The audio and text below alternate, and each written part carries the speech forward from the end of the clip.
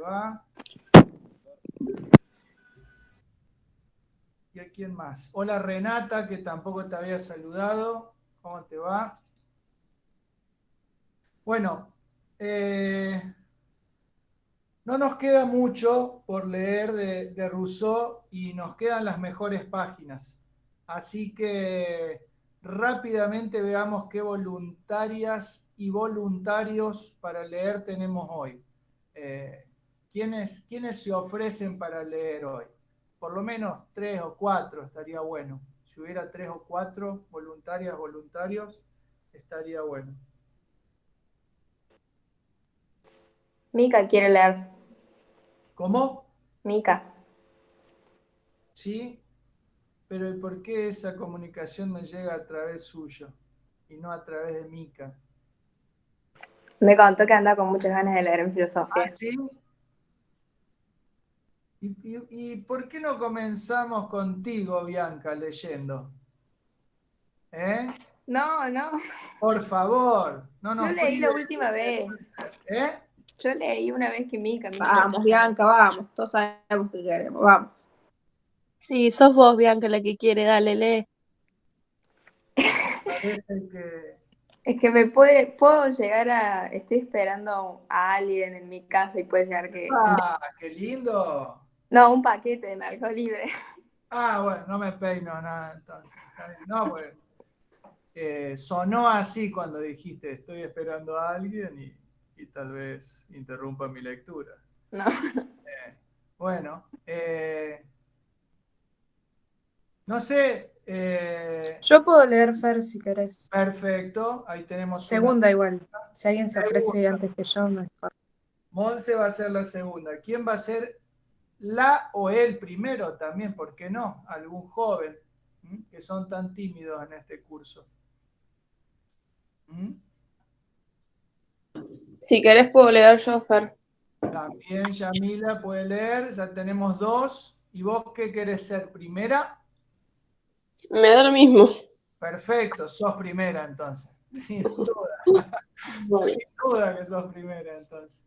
Entonces va a empezar Yamila, después va a seguir Monse y tengamos 2 más, por favor. Tengamos 2 lectores o 2 lectoras más para que no tenga que leer yo.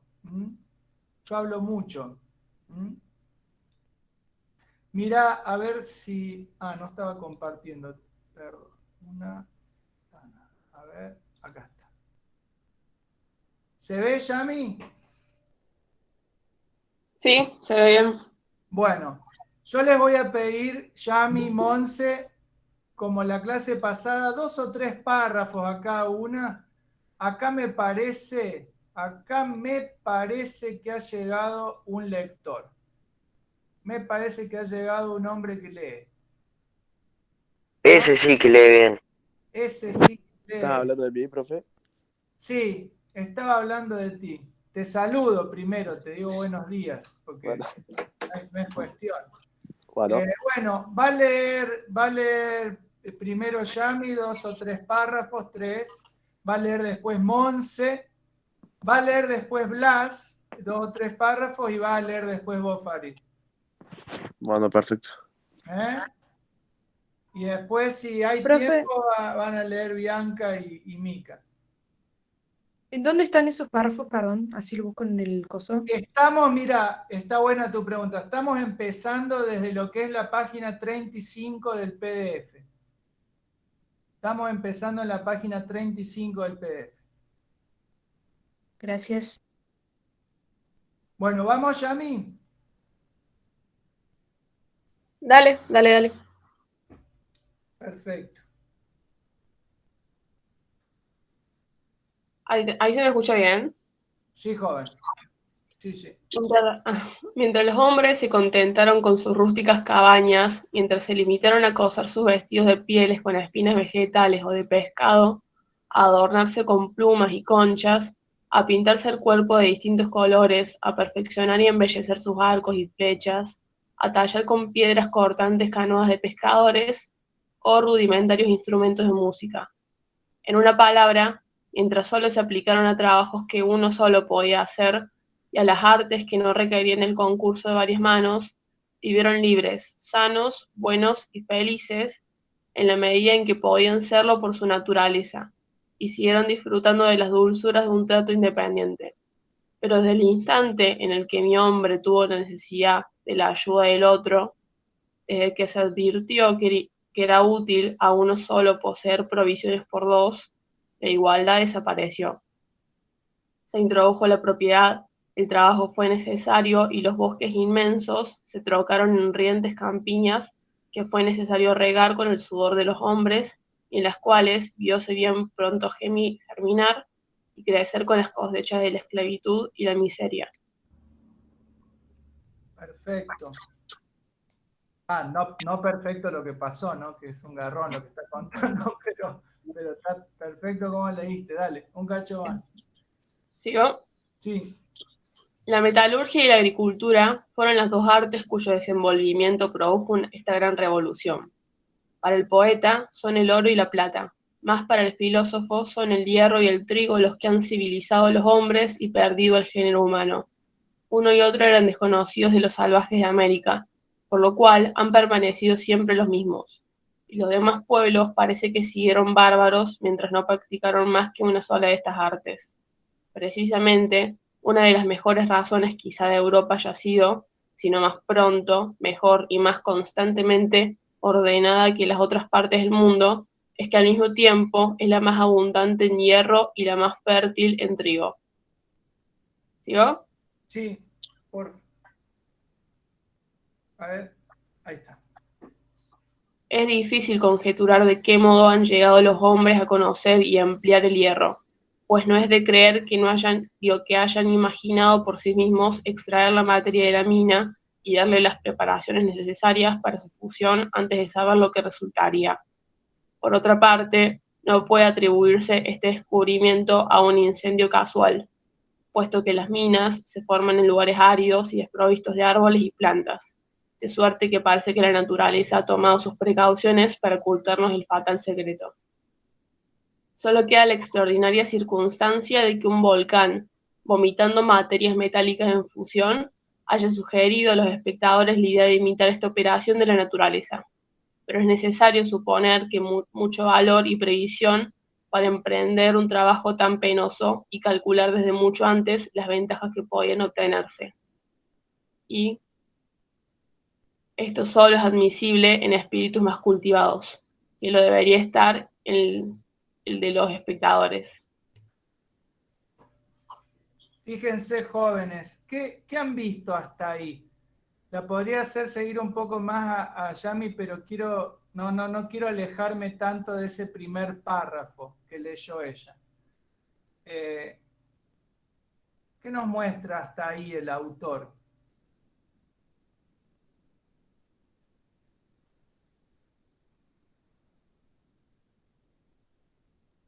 Que la felicidad está en la simpleza, capaz. Sí. O sea, lo que se introduce acá, fíjense que en la clase pasada lo que habíamos visto, ¿cuál era la primera esclavitud, digamos, que había, según Rousseau, que había descubierto el hombre? El primer yugo, le llama él, ¿se acuerdan? Que decíamos, ¿cuál fue las primeras cadenas que se puso el ser humano? Solito, digamos, sin que nadie se las ponga. ¿Cuáles fueron esas primeras cadenas según Rousseau?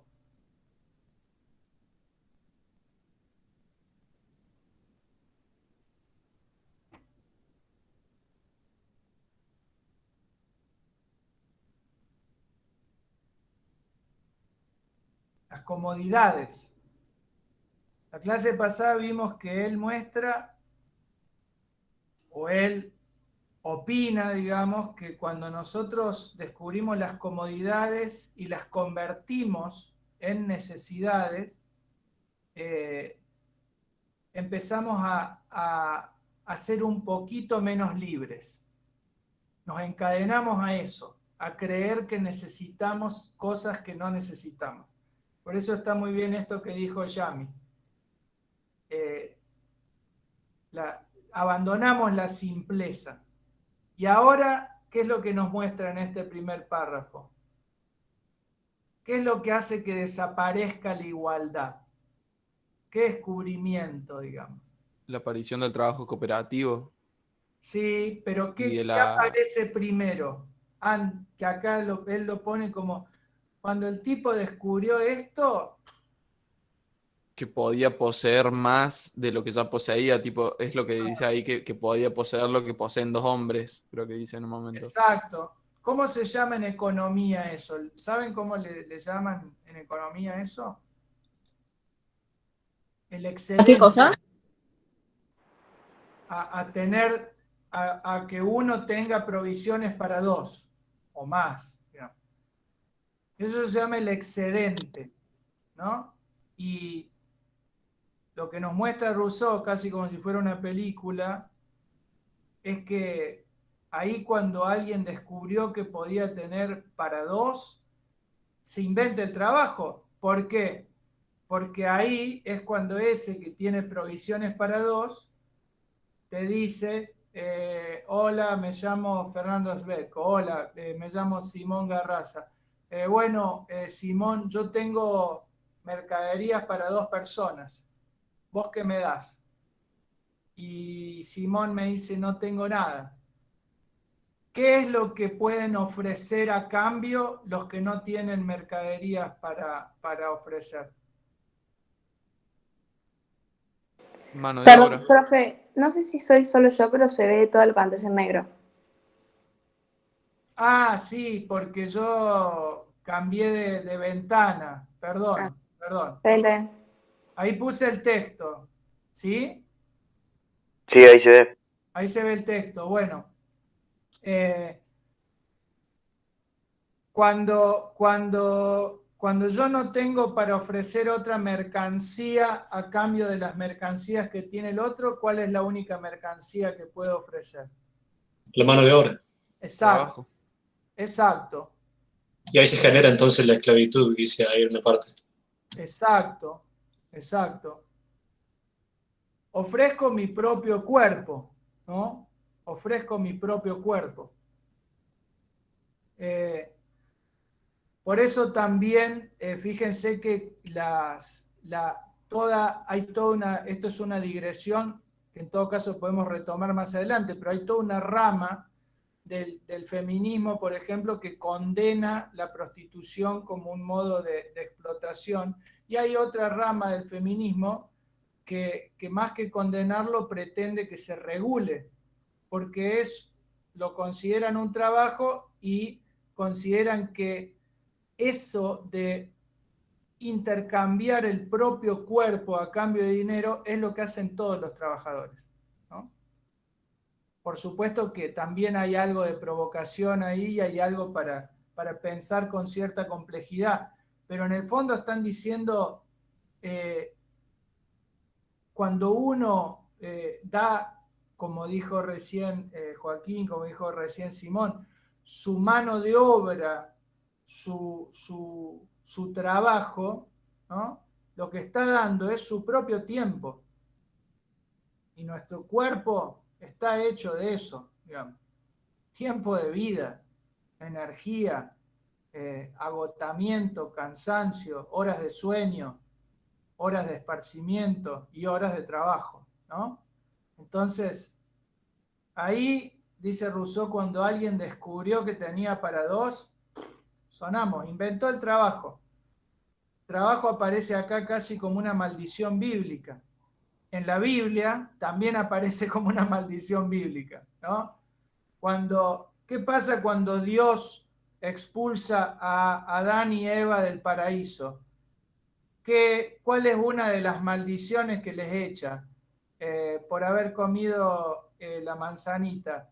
Le dice, así, apuntándoles con el dedo, mientras los otros dos salen rajando, le dice, ganarás tu pan con el sudor de tu frente. O sea, olvídate de estirar la manito y comer directamente de los árboles. Ganarás tu pan con el sudor de tu frente. En resumen, trabajarás.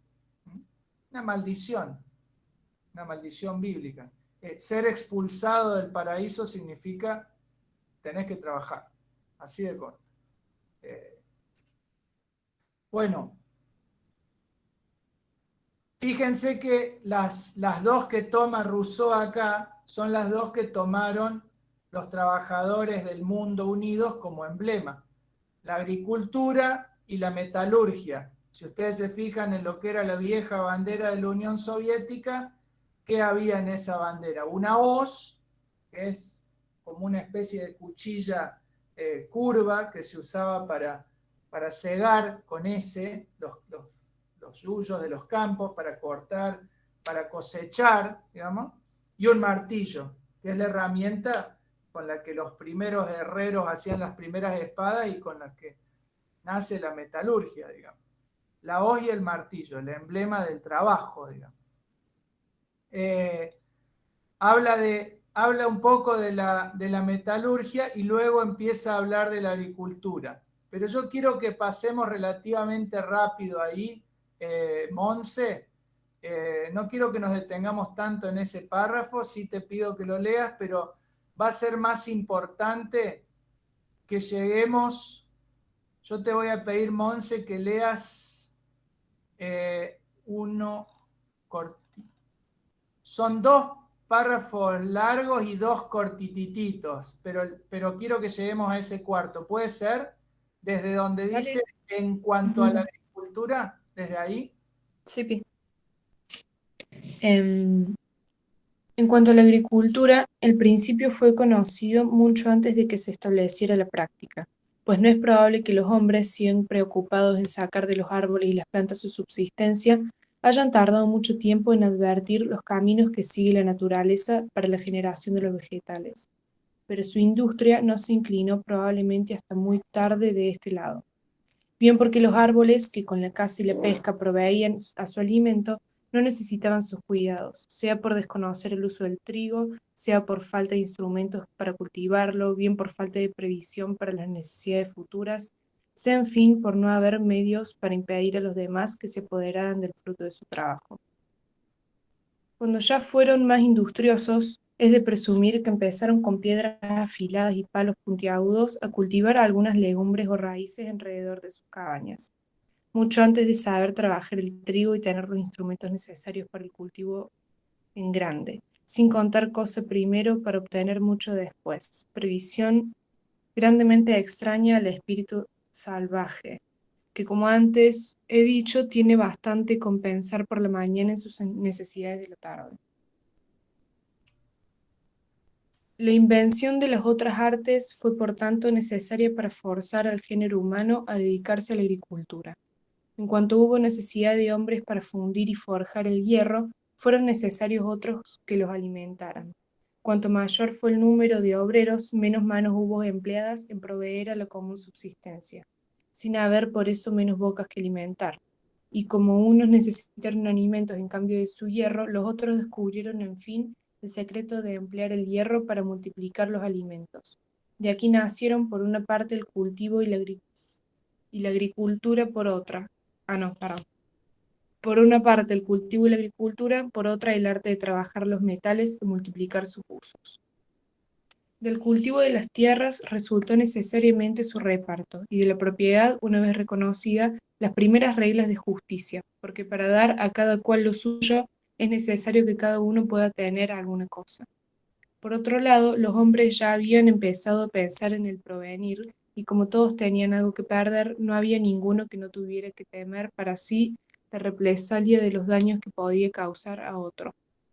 Este origen es tanto más natural cuanto que es imposible concebir la idea de la propiedad naciente de otro modo que por la mano de obra, pues no se comprende que para apropiarse las cosas que no ha hecho pudiera el hombre poner más que su trabajo.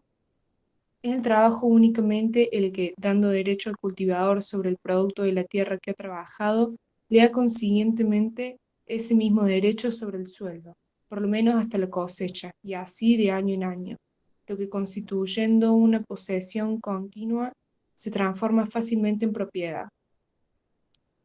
Cuando los antiguos, dice Grocio, dieron a Ceres el epíteto de legisladora y a una fiesta que se celebraba en su honor el nombre de Temosforia, dieron a entender que el reparto de las tierras había producido una nueva especie de derecho, es decir, el derecho de propiedad, diferente del que resulta de la ley natural.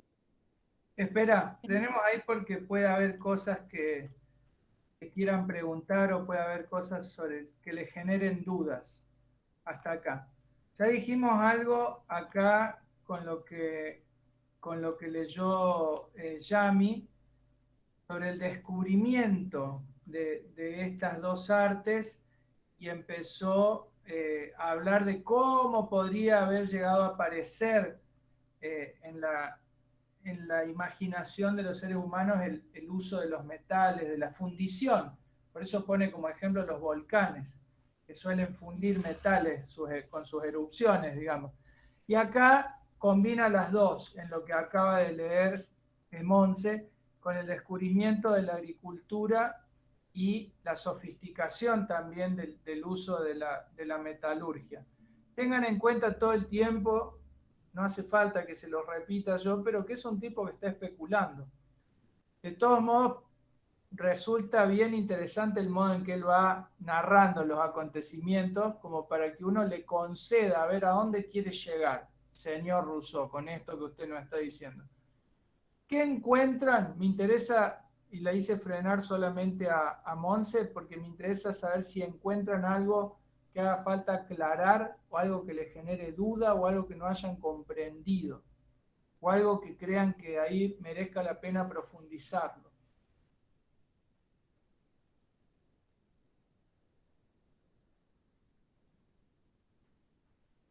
O sea, lo que está proponiendo básicamente es que la necesidad creó la propiedad, en cierta forma. O sea, la necesidad llevó al intercambio y el intercambio a su vez a la propiedad privada, si se quiere. Hay un primer reparto, digamos. Nos está mostrando que cuando empezaron a cultivar, empezaron a repartir también, ¿no? Pero cuando descubrieron que por ahí se podían intercambiar los bienes que cada quien producía, cada vez se querían poseer, digamos, más de esos bienes para poder intercambiar más con el resto. Y aquello que tenía la posibilidad de monopolizar, si se quiere, esos territorios, se apropiaron de esas tierras de cultivo. Bien, eso nos está tratando de mostrar él. Ahí usaste una palabra clave que es la de monopolizar o apropiarse, y eso ya nos da una pista también para pensar algo que veníamos analizando desde la clase pasada, que es que Rousseau piensa que hay un momento en el que el derecho sucede a la violencia. Entonces, nosotros la violencia la solemos asociar a cierto rango de actividades que acá Rousseau nos va a pedir que lo ampliemos. Y va a pensar en un tipo de violencia que tiene algo que ver con esto que acaba de decir Simón, con la apropiación, con el monopolio.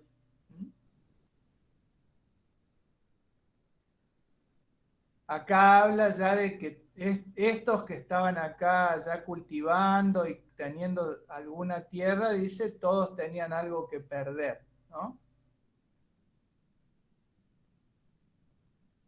Eso es un detalle también.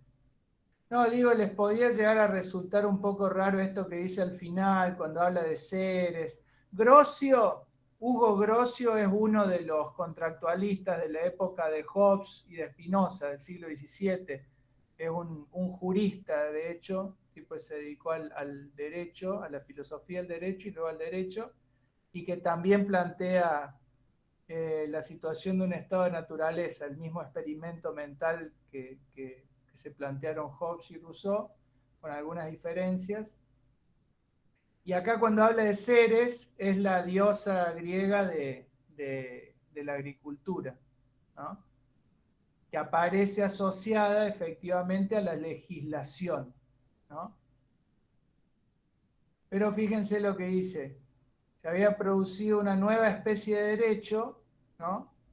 Diferente del que resulta de la ley natural. El derecho de propiedad, acuérdense que Rousseau está tratando de que no lo coloquemos en el estado de naturaleza del mismo modo que lo colocaba John Locke, por ejemplo, pero nosotros vamos a ver que de algún modo aparece, y esa es la parte que viene ahora.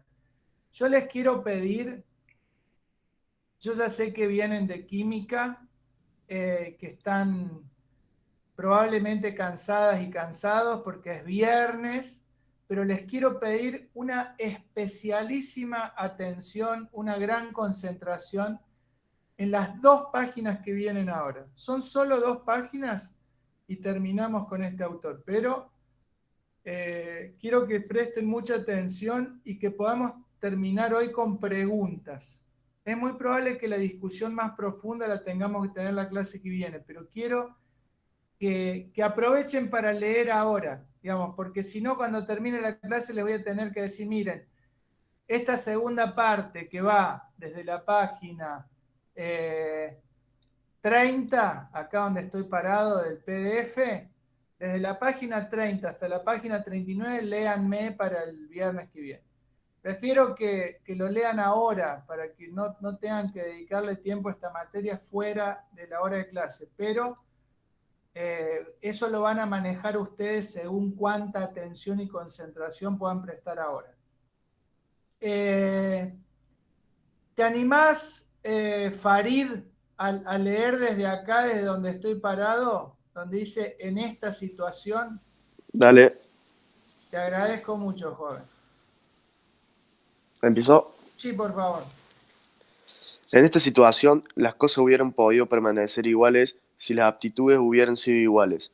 Y si, por ejemplo, el empleo del hierro y el consumo de los productos alimenticios hubieran guardado un equilibrio exacto, pero la proporción que nada mantenía bien pronto quedó rota. El más fuerte hacía más obra, el más hábil sacaba mejor partido de lo suyo, el más ingenioso hallaba los medios de abreviar su trabajo. El labrador necesitaba más hierro o el herrero más trigo. Y trabajando todos igualmente, unos ganaban más mientras otros apenas podían vivir. De este modo, la desigualdad natural se desenvuelve insensiblemente con la combinación y la diferencia entre los hombres desarrolladas por las que originan las circunstancias, hácense más sensibles, más permanentes en sus efectos y empiezan a influir en la misma proporción sobre la suerte de los particulares. En este punto, las cosas, fácil es imaginar el resto. No me tendré a describir la invención sucesiva de las otras artes, el progreso de las lenguas, la prueba y el empleo de las aptitudes, la desigualdad de las fortunas, el uso y el abuso de las riquezas, ni todos los detalles que siguen a estos y que cada uno puede fácilmente suponer. Me limitaré solamente a echar una ojeada sobre el género humano colocado en ese nuevo orden de cosas. Este es el último que te pido que me largas.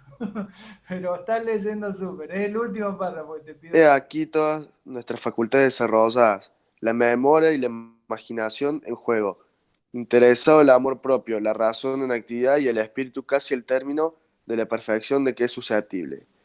He aquí todas las cualidades naturales puestas en acción, establecida la condición y la suerte de cada hombre, no solo en lo que se refiere a la cantidad de bienes y el poder de servir o perjudicar, sino en cuanto al espíritu, la belleza, la fuerza o la destreza, el mérito y las aptitudes, siendo estas cualidades las únicas que podían atraer la consideración.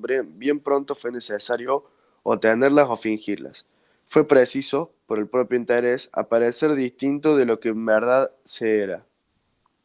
Ser y parecer fueron 2 cosas por completo diferentes, y de esta diferencia nacieron la orientación imponente, la astucia engañosa y todos los vicios que forman su séquito. Acá. Acá me paré. Por otra parte, del libre independiente que era antes el hombre, vedle por una multitud de nuevas necesidades sometido, por así decir, a la naturaleza entera y sobre todo a sus semejantes, de los cuales se convierte en esclavo aún siendo su señor rico. Necesita de sus servicios, pobre. De su ayuda y la mediocridad le impide prescindir de aquellos. Necesita, por tanto, buscar el modo de interesarlos en su suerte y hacerles hallar su propio interés, en realidad o en apariencia, trabajando en provecho suyo, lo cual le hace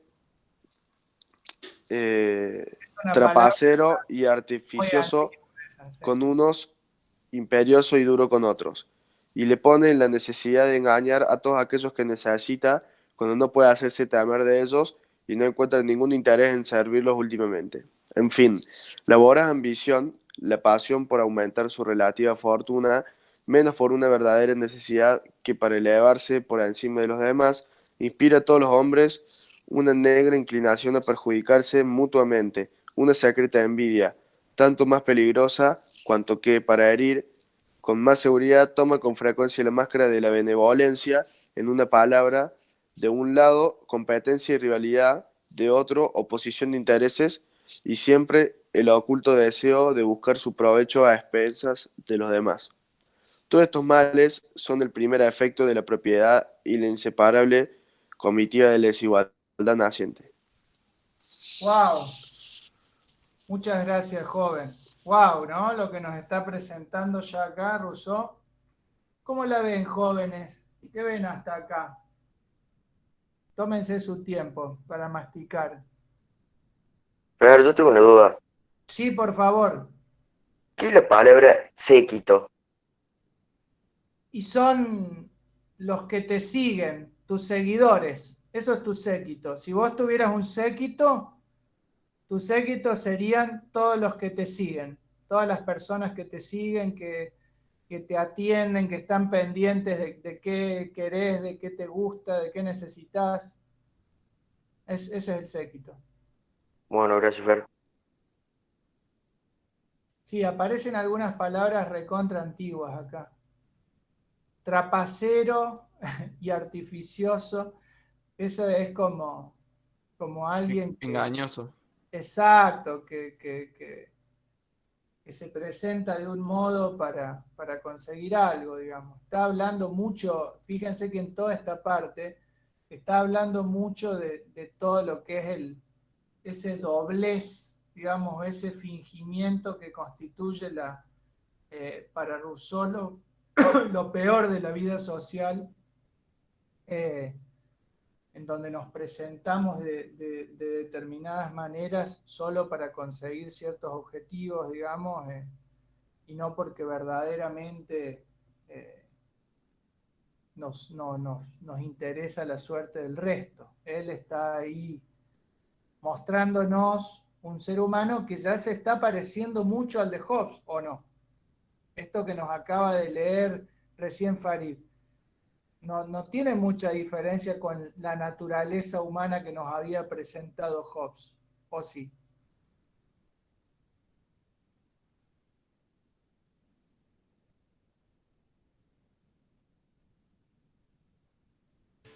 No, Fer, ¿qué es benevolencia? Benevolencia es justamente eso, el interés que vos tenés por el bien de las otras personas, el intento de ayudar a esas otras personas.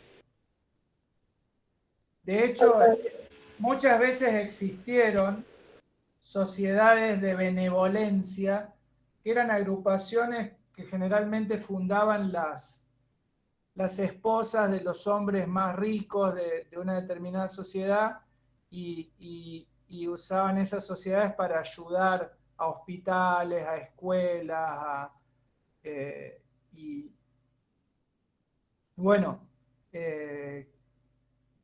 eso es de hecho, hasta el día de hoy pueden encontrar las llamadas sociedades de fomento o lo que era acá la sociedad italiana de fratelanza e benevolenza, así se llamaba. Pero la benevolencia tiene que ver con eso, con ayudar a los que necesitan.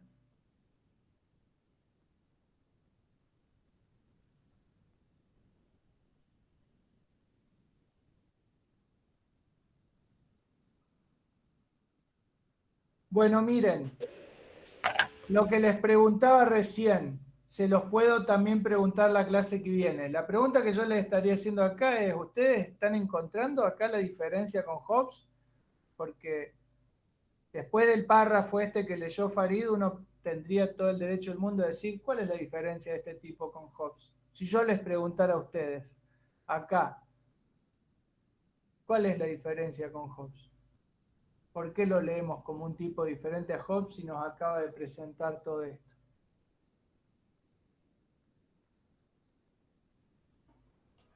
Porque le está intentando buscar un sentido a esa naturaleza que propone Hobbes.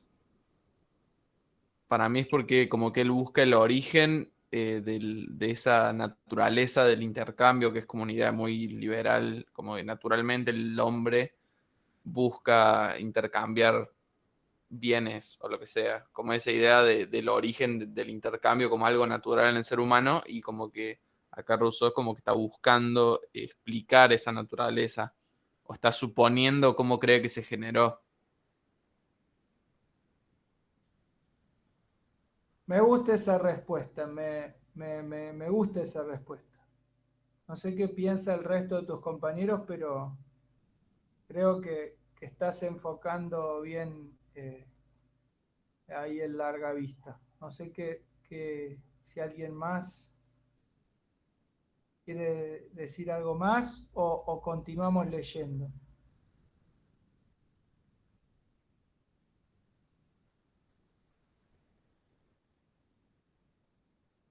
Si estuviéramos poniendo agua para el mate, que como todos sabemos el agua tiene que estar a 80, 85 grados, yo le diría a Simón, muy bien, ya está a 70 grados el agua.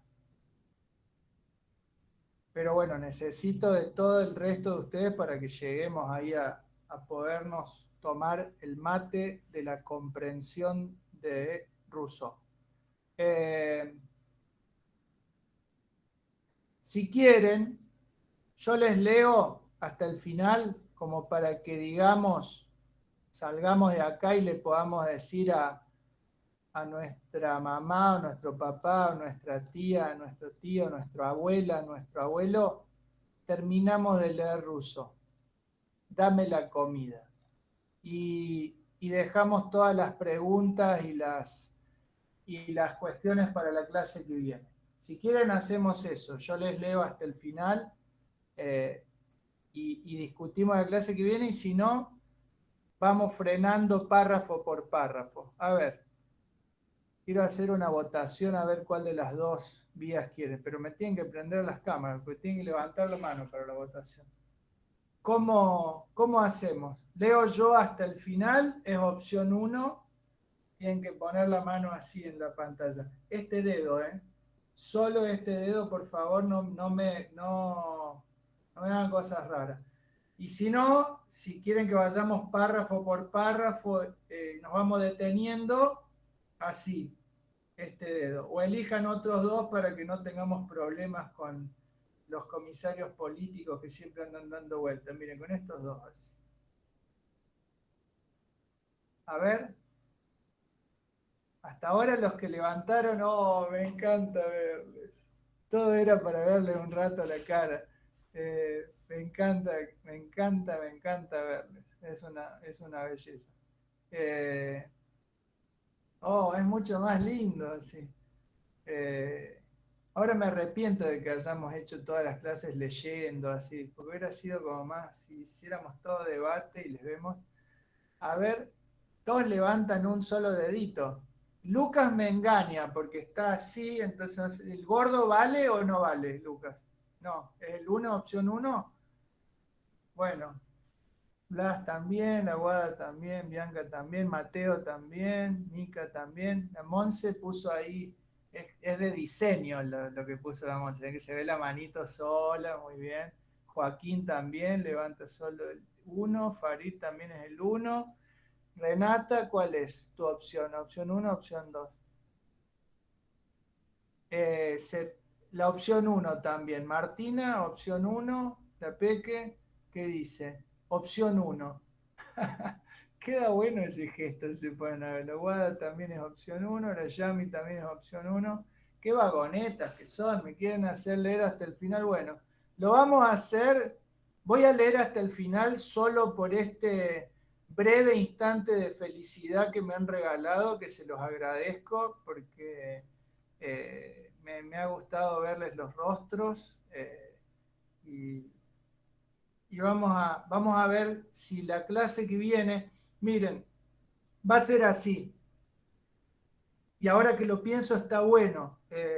Ahora que lo pienso les tendría que decir que ya lo había pensado para quedar como más profesional. Pero pienso que ya que ustedes tienen que entregar el 19, la clase que viene no solamente puede funcionar como sacarnos las dudas o discutir todo lo que quedó leído ya de Rousseau, sino que también, les digo esto, la clase que viene también puede llegar a ser breve y puede llegar a ser la clase que ustedes se toman para sacarse todas las dudas que tengan pendientes respecto de los trabajos que en el mundo ideal, que solo existe en mi imaginación, ya van a haber comenzado a hacer, ¿no? El viernes que viene, ustedes ya habiendo trabajado en ese diálogo imaginario de Hobbes y Rousseau, habiendo trabajado en el análisis del cortometraje, llegan el viernes con la mano acá, así, me dicen, yo ya empecé a hacer mi trabajo y me surgieron estas dudas.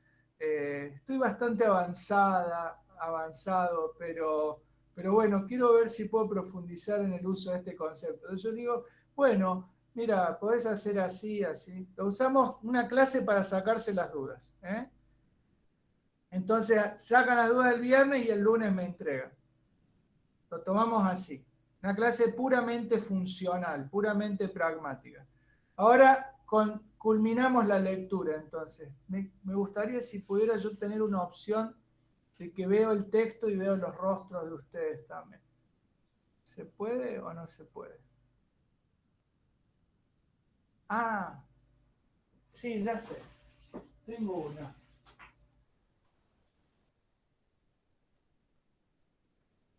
Esta voy a hacer. ¿Ustedes están leyendo con la compu, con lo que yo les presento? Sí. Ah, entonces no puedo hacer esa porque les tengo que compartir acá. Bueno.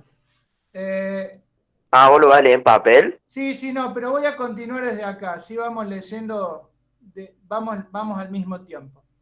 Entonces, estamos acá.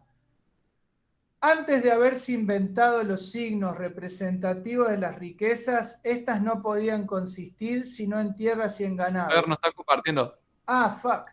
Perdón, ahí va. Oh. Ahí va. Perdón. Censúrenlo. Scheiße. Ahí va. ¿Ahora? Ahora sí.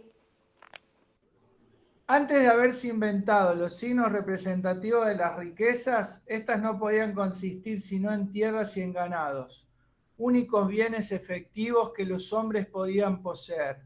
Ahora bien, cuando las heredades, esas son las herencias, crecieron en número y en extensión hasta el punto de cubrir el suelo entero y de tocarse unas con otras, ya no pudieron extenderse más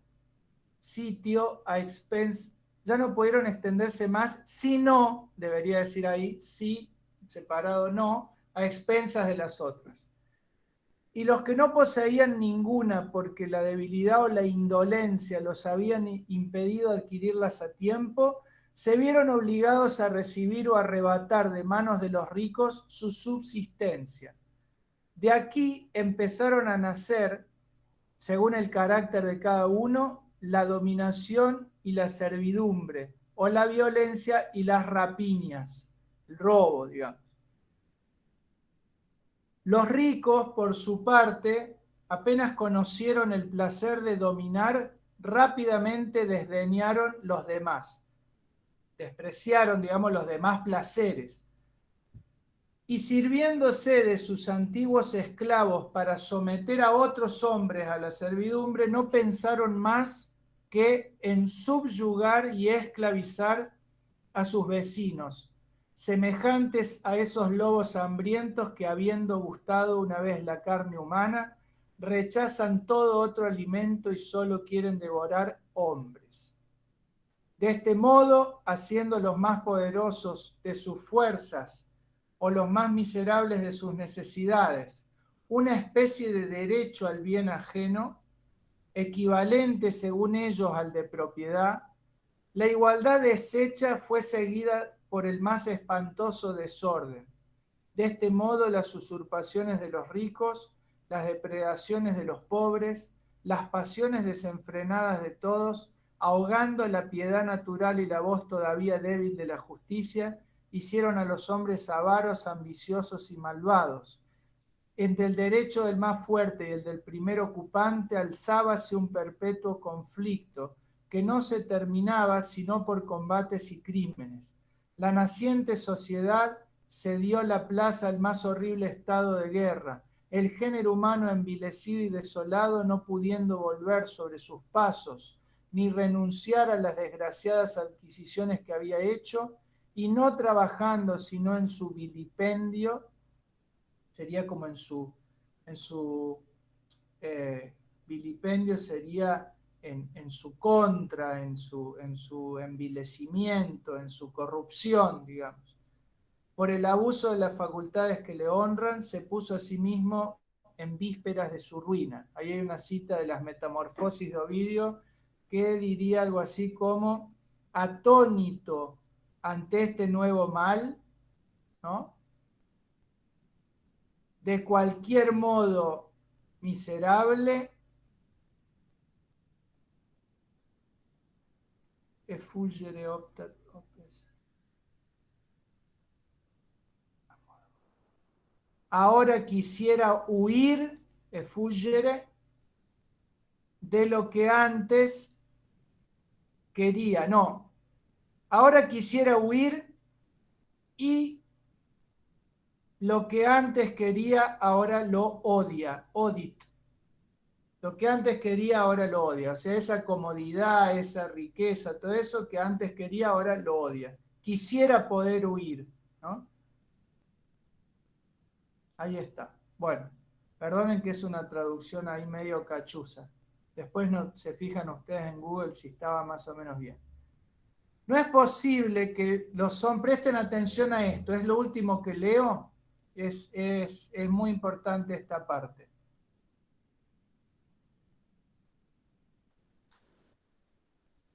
No es posible que los hombres no se hayan detenido a reflexionar al cabo sobre una situación tan miserable y sobre las calamidades que los agobiaban. Sobre todo los ricos debieron comprender cuán desventajoso era para ellos una guerra perpetua, con cuyas consecuencias solo ellos cargaban y en la cual el riesgo de la vida era común y el de los bienes particular. O sea, solo ellos perdían bienes. La vida la podía perder cualquiera, pero bienes perdían solo ellos. Era una guerra que no les convenía. Le llama guerra a Rousseau, pero está pensando en esta situación en la que unos usurpan o monopolizan, como decía Simón hace un rato, y los otros, los que se quedan sin nada, van y les roban. Así de corta. Situación de mucha violencia. Por otra parte, cualquiera que fuera el pretexto que pudiesen dar a sus usurpaciones, los ricos, de los que está hablando Rousseau, demasiado sabían que solo descansaban sobre un derecho precario y abusivo, estas usurpaciones, o sea, las cosas que habían tomado como propiedad. Y que, fíjense lo que dice acá, adquiridas por la fuerza, esas propiedades, la fuerza también podía arrebatárselas sin que tuvieran derecho a quejarse. Presten atención. Aquellos mismos que solo se habían enriquecido por la industria, o sea, por su propio esfuerzo, sus capacidades, eso es lo que significa industria, no podían tampoco ostentar sobre su propiedad mejores títulos, que simplemente pude desarrollarlo así. Podrían decir, yo he construido este muro, he ganado este terreno con mi trabajo, pero se les podría contestar, ¿quién os ha dado las piedras? ¿Y en virtud de qué pretendéis cobrar a nuestras expensas un trabajo que nosotros no os hemos impuesto? ¿Ignoráis que multitud de hermanos vuestros perecen o sufren por carecer de lo que a vosotros os sobra? Y que necesitabais el consentimiento expreso y unánime del género humano para apropiaros de la común subsistencia lo que excediese de la vuestra, o sea que, como diciendo, nadie te pidió que hagas eso, ¿no? Desprovisto de razones verdaderas para justificarse y de fuerza suficiente para defenderse, venciendo fácilmente a un particular, pero vencido él mismo por cuadrillas de bandidos, por muchos, solo contra todos, y no pudiendo a causa de sus mutuas rivalidades unirse a sus iguales contra los enemigos unidos por el ansia común del pillaje, el rico, apremiado por la necesidad, concibió al fin el proyecto más premeditado que haya nacido jamás en el espíritu humano. Fíjense lo que está diciendo Rousseau, ¿eh? El proyecto más premeditado que haya nacido jamás en el espíritu humano. 2 puntos. Emplear, el rico, emplear en su provecho, o sea, para su propio bien, las mismas fuerzas de quienes le atacaban, ¿no? Esto que se usa mucho en el jiu-jitsu, usar la fuerza del otro para defenderte. ¿Les suena? Hacer de sus enemigos sus propios defensores, ¿no? Convertir a tus enemigos en tus defensores. Inspirarles otras máximas y darles otras instituciones que fueran para él tan favorables como adverso érale a él el derecho natural. ¿Se les ocurre alguna institución? ¿Se les ocurre alguna institución que pueda ejemplificar esto que dice Rousseau? Una institución de potenciales enemigos de los ricos que se convierten en sus defensores.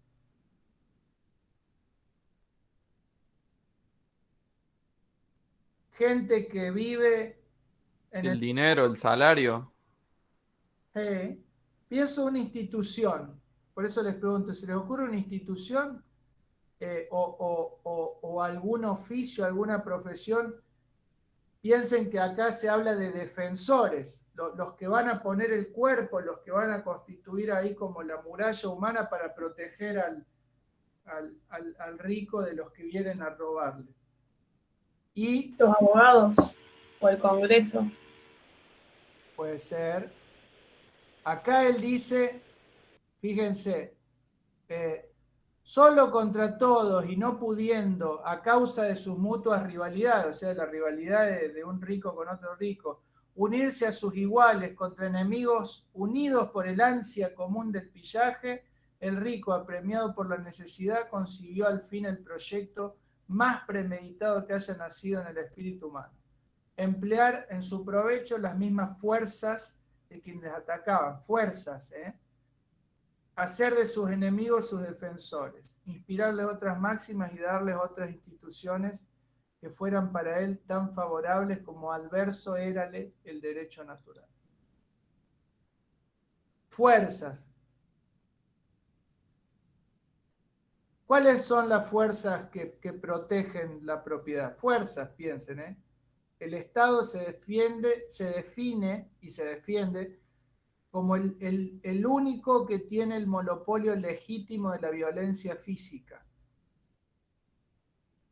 ¿Qué vimos nosotros cuando debatimos sobre la hora del lobo? ¿Cuál es la fuerza que protege la propiedad en última instancia? ¿Es justicia? La fuerza, te estoy diciendo. La policía y los militares. La policía. ¿Y los policías dónde viven? ¿Viven en los barrios donde viven los ricos o viven en los barrios donde viven los ladrones? Perdonen que sea tan rudo, así, tan esquemático. ¿Pero dónde viven los policías? ¿Viven en palacio? ¿Viven en los lugares donde viven sus amos, para decirlo de algún modo? ¿O viven en la misma cuadra del tipo que quiere entrar a ese palacio? Bueno, ya son las 12:08. Yo les dije que a las 12:05 les iba a soltar, y la clase que viene va a ser una clase corta también. lo que les voy a, la clase que viene les voy a leer solamente 2 párrafos, 3 párrafos, y vamos a discutir. Lo que vamos a discutir, recuerden lo que les dije recién, lo que vamos a discutir y las dudas que es necesario que ustedes se aclaren, tienen una utilidad inmediata, que es que lo que ustedes puedan aclararse el viernes les va a servir para lo que ustedes deben entregarme el lunes subsiguiente. Nosotros el viernes 16, ustedes se tienen que sacar todas las dudas para entregarme un lindo trabajo el lunes 19. ¿Está claro? Ese trabajo integra mucho, porque está integrando Hobbes y Rousseau, está integrando lo que hemos visto en relación con ese documental, está integrando la posibilidad de que ustedes los hagan discutir estos 2 autores imaginariamente, o de que ustedes analicen ese cortometraje que yo les pasé con lo que han pensado en relación con estos 2 autores. En cualquiera de los 2 casos es un trabajo complejo y yo voy a esperar complejidad. Por eso, dudas, temores, inquietudes, las traen el viernes y yo voy a tratar de que queden preparadas y preparados de la mejor manera para entregar ese trabajo. ¿Está claro? Sí. Sí, sí. Sí, Fer. Bueno, bellezas infinitas, les agradezco mucho por haberme prendido las cámaras. Han hecho feliz a este viejo corazón docente. Les deseo un hermoso fin de semana. No hagan tantos panqueques humanos, no se traten de darse cariño a la distancia, de acompañarse como puedan. Cuídense mucho, cuiden a la gente más débil y que tengan un lindo fin de eso, que tengan un lindo fin de semana. Gracias, Fer. Igualmente. Bueno, Fer, Igualmente, Fer. nos vemos. Gracias, Cuídate. Nos vemos. Cuídate. Nos vemos. Chao, Fer, capo. Suerte, Fer. Nos vemos. Te queremos. Madre.